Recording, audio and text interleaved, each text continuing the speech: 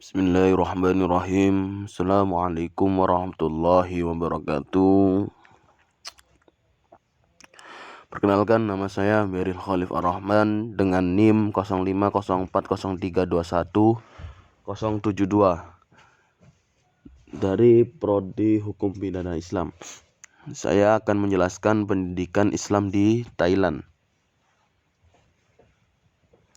Untuk yang pertama, sejarah masuknya dan berkembangnya Islam di Thailand.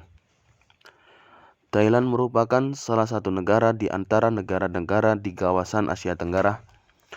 Secara geografis, kawasan Asia Tenggara merupakan kawasan antara benua Australia dan daratan Cina, daratan India sampai Laut Cina. Dengan begitu, Thailand cukup mudah untuk dijangkau para pelancong dari zaman ke zaman untuk mencari penghidup maupun penyebaran agama. Masuknya agama Islam ke selatan Thailand tidak bisa dilepaskan dengan masuknya Islam ke Asia Tenggara. Rentetan penyiaran Islam di Nusantara ini merupakan satu kesatuan dari mata rantai proses Islamisasi di Nusantara. Penduduk Muslim Thailand sebagian besar berdomisili di bagian selatan Thailand, seperti di provinsi Phang, Songkhla, Narathiwat, dan sekitarnya, yang dalam sejarahnya adalah bagian dari Daulah Islamiyah Patani. Dengan jumlah umat yang menjadi minoritas ini, walau menjadi agama kedua terbesar setelah Buddha, umat Islam Thailand sering mendapat serangan dari umat Buddha. Secara tidak lain adalah intimidasi, bahkan pembunuhan massal. Selanjutnya, perkembangan Islam di Thailand. Dari sisi bidang sosial, dalam tatanan sosial, Muslim Thailand mendapat julukan yang kurang enak untuk didengar, yaitu Gae, atau orang Thailand menyebutnya orang luar, pendatang, ataupun tamu. Istilah Thai pada 1940-an, akan tetapi istilah ini menimbulkan kontradiksi, karena istilah Thai merupakan dibuat sinonim dari kata Buddha, sedangkan Islam identik dengan kaum Muslim Melayu. Maka dari itu, kaum Muslim Melayu lebih suka dipanggil Malay Islam. Untuk bidang politik, personal masyarakat Muslim Melayu ingin memisahkan diri sangat meresahkan kerajaan. Strategi pemerintahan Thai dalam mengantisipasi itu memberikan keluasan kepada umat Islam yang menjalankan ajaran agama, serta mengajak masyarakat Muslim Melayu berperan dalam pembangunan Thailand.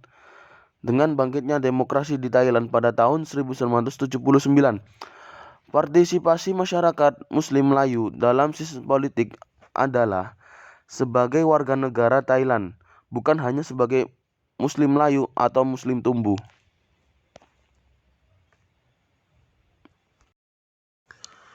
Pendidikan Islam di Thailand. Pada tahap awal pendidikan Islam di kawasan Thailand Selatan, dilaksanakan pendidikan Al-Quran. Pengajian Al-Quran adalah sesuatu yang mesti dipelajari oleh setiap Muslim. Pengajian Al-Quran ini dilaksanakan di masjid, di rumah guru. Selanjutnya muncullah pondok-pondok berposisi sebagai lembaga pendidikan yang amat penting di Thailand Selatan. Kebijakan pemerintah Thailand berikutnya pada tahun 1966 adalah mewajibkan seluruh institusi pondok untuk mendaftarkan diri ke pemerintahan di bawah Akta Rokrian Ratson Sasna Islam, atau bisa disebut sekolah swasta mengajar agama Islam. Sejak itu mulai perubahan pendidikan pondok di selatan Thailand. Perubahan itu munculkan timbulnya madrasah. Sistem pendidikan di Thailand. Sistem pendidikan di Thailand memiliki kesamaan dengan sistem pendidikan yang di Indonesia, dan terdapat juga perbedaannya. Sistem pendidikan di Thailand terbagi menjadi 3, yaitu pendidikan formal, pendidikan non-formal, dan pendidikan informal. Wajib belajar di Thailand adalah belajar 9 tahun dengan rincian grade sebagai berikut.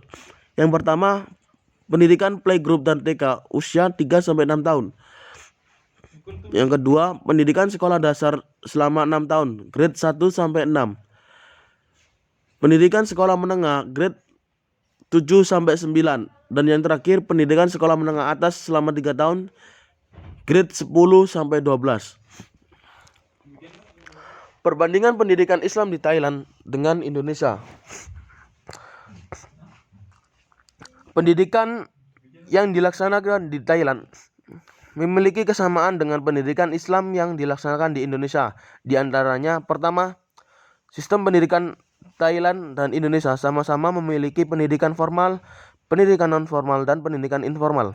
Dan yang kedua, lembaga pendidikan Islam di Thailand dan Indonesia memiliki nama yang sama seperti pondok dan madrasah. Dan dari segi materi yang diajarkan juga relatif sama.